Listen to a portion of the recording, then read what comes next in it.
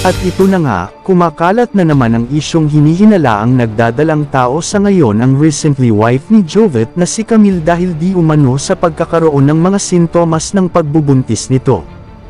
Ayon kasi sa mga nabalitaan namin, recently nga ay nakakaranas ng pagkahilo ang nasabing kinakasama ni Jovet kahit ito ay wala namang ginagawa. Naghahanap din daw di umano ito ng mga prutas, lalong-lalo na ang mangga. Dahil sa mga ipinapakita nito ay naghinala tuloy ang ilang netizens na baka nagdadalang tao na ang nasabing kinakasama ng singer na si Jovet Baldovino dahil na rin sa mga senyales ng pagbubuntis. Marami nga din ang nakapansin sa ipinapakitang sintomas nito.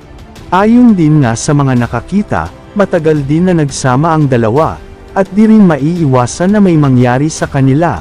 Subalit kung may katotohanan man ito, wis nga ng pamilya ni Jovet na ito sana ay may katotohanan, upang sa gayon ay magkaroon naman ng label ang kanilang pagsasama.